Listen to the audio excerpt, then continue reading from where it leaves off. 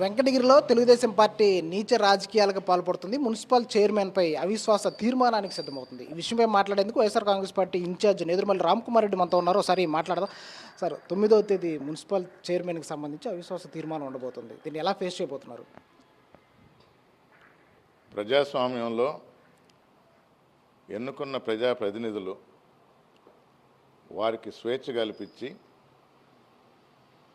Party పరంగా vote చేస్తారా, party మారితే ఏ విధంగా ఓటు చేస్తారు అనేది వారికి వదలాల.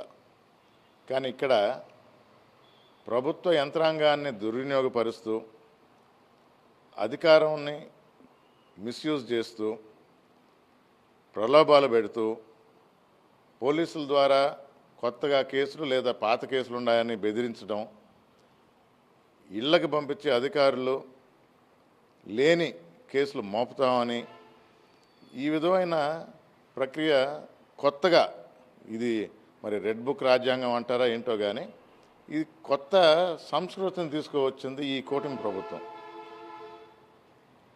ఆంధ్ర రాష్ట్రంలోనే మొట్టమొదటి అవిశ్వాస తీర్మానం వెంకటగిరి కౌన్సిల్ చైర్పర్సన్ మీద పెట్టడం జరిగింది. పద్ధతిగా జరిగిందా లేదా పక్కన పెడితే, ఎందుకంటే ఒక్క కౌన్సిలర్ కూడా లేని తెలుగుదేశం ఏ విధంగా పెడుతుంది? ప్రలోభాలకి గురై పెట్టారు. మేమందరం ఒక ఇంటి వారంగా కూర్చొని మాట్లాడినప్పుడు జగన్మోహన్ రెడ్డి గారి మీద మాకు నమ్మకం ఉంది, మేము వదిలి ఎక్కడికి వెళ్ళాం అని 19 మంది కౌన్సిలర్స్ 25లో మొదటి రోజు నుంచి వెంకటగిరి అసెంబ్లీ ఇన్ఛార్జిగా నేను ఏ రోజు పోయినా ప్రతిసారి వచ్చి మేము కలిసే ఉన్నాం. ప్రలోభాలకి లొంగము, జగనన్నే నమ్ముతున్నాము అని రేపు జరగబో ఈ అవిశ్వాస తీర్మానంలో వీగిపోయేటట్టు నమ్మకం మాకు వైఎస్ఆర్ కాంగ్రెస్ పార్టీ మీదే ఉంది, జగనన్న మీదే ఉందని మరొకసారి నిరూపించబోతున్నారు. సార్ ఎట్లా మీతో పాటు 19 మంది ఉన్నారంటున్నారు. అయితే వారిని కిడ్నాప్ చేశారంటూ కూడా సోషల్ మీడియాలో ఒక రకమైన ప్రచారం జరుగుతుంది. ఏం చెప్తారు దీనిపైన? ఏమండి, అధికారంలో ఉండేవాళ్ళు, అధికార యంత్రాంగం ఉండి పోలీసులు కానీ ఆఫీసర్లు కానీ మనీ ప్రభావం కానీ ఏదైనా అధికార పార్టీకి ఉంటుంది. నేను కట్టడి చేయాల్సిన అవసరం కూడా లేదు. ప్రతి ఒక్కరూ నికార్సైన వైఎస్ఆర్ కాంగ్రెస్ పార్టీ కార్యకర్త, ప్రతి కౌన్సిలరు మేము జగనన్న వెంటనే నడుస్తాము అని స్పష్టంగా చెప్పడం జరిగింది.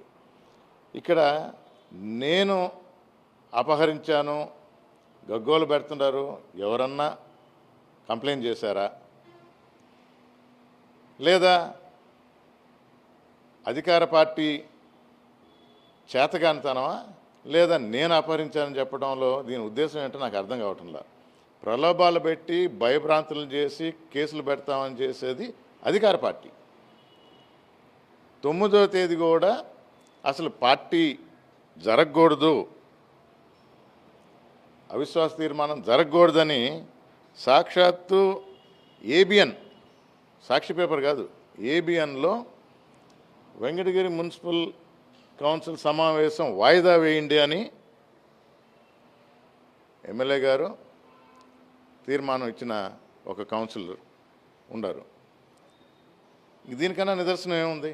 ఎవరు ఎలాంటి పనికి మొదలుపెట్టారు, ఏ విధంగా ప్రలోభాలు పెడుతున్నారో, ఏ విధంగా భయభ్రాంతులు చేస్తున్నారో, ఎవరి ఇళ్ళకి వాళ్ళు వెళ్ళుండొచ్చు, బంధువుల ఇంటికి వెళ్ళుండొచ్చు.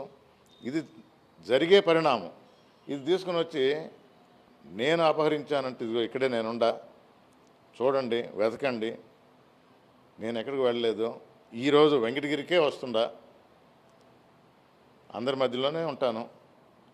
రేపు జరగబో సమావేశంలో మా పార్టీ నాయకులు మల్లాది విష్ణు గారు కూడా ఎలక్షన్ కమిషన్కి వెళ్ళటం, ఒక అర్జీ పెట్టడం జరిగింది. ఎందుకంటే అధికార పార్టీ దుర్వినియోగం పాల్పడుతుంది కాబట్టి సీసీటీవీ ద్వారా మొత్తం రికార్డ్ చేయండి, పోలీస్ ప్రొటెక్షన్ కూడా ఇవ్వండి మా కౌన్సిలర్స్ కానీ చెప్పడం జరిగింది.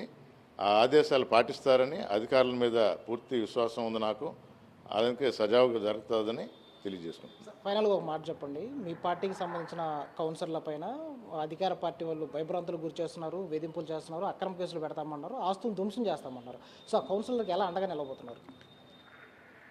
ప్రతి ఒక్కరికి అండగా ఉండేది, గుండెల్లో ఉండేది మా అధినేత జగన్మోహన్ రెడ్డి. ఆ ధైర్యంతోనే ఎన్ని ప్రలోభాలు పెట్టినా, ఎంత భయభ్రాంతులు చేసినా ఎవరు కూడా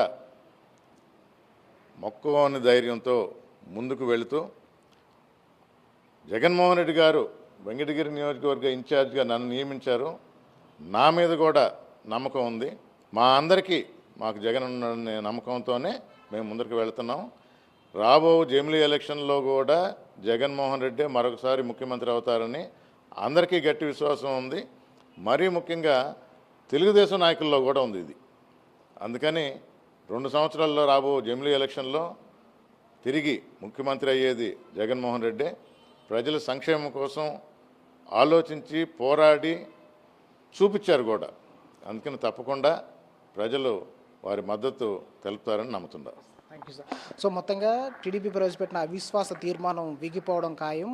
కౌన్సిలర్లు అందరూ కూడా వైఎస్ఆర్ కాంగ్రెస్ పార్టీతోనే ఉన్నారని ఇన్ఛార్జ్ నేదురుమల్లి రామ్ కుమార్ రెడ్డి చెప్తున్నట్టు పరిస్థితి కనిపిస్తుంది. కెమెరామెన్ భద్రాతో వెంకటనారాయణ, సాక్షి టీవీ, నెల్లూరు నుంచి.